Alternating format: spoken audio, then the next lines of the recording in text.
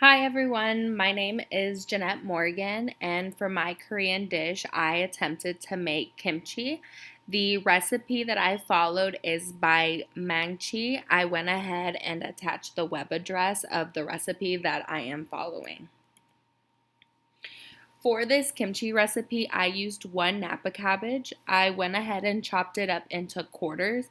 I then chopped it up into bite-sized pieces, roughly 1 to 2 inches in length.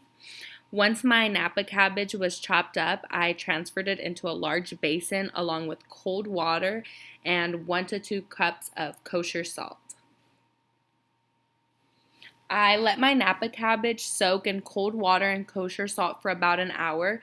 During that hour, I turned the cabbage over every 20 minutes. That way it would be salted evenly. Once an hour had passed, I washed the cabbage 3 times to clean it thoroughly, then set it aside to prep the rest of my ingredients. So the original recipe by Mangchi calls for 1 Korean radish. However, my local grocery store did not have any, so I substituted it for a daikon root. I went ahead and chopped up 1 daikon root, 2 green onions, and 1 whole carrot. I then combined all of the vegetables together in one bowl. Once I finished chopping up all my vegetables, I finally minced up ginger and about 8 to 10 garlic cloves. Moving on to making my porridge, the original recipe calls for sweet rice flour to make the porridge. However, I could not find any. So after doing some research, I learned that you could substitute sweet rice flour for tapioca flour to make the kimchi. Therefore, I used 3 cups of water, half a cup of tapioca flour, and a 1/4 cup of sugar. I stirred and cooked the porridge for a few minutes until it turned from a white to a translucent color.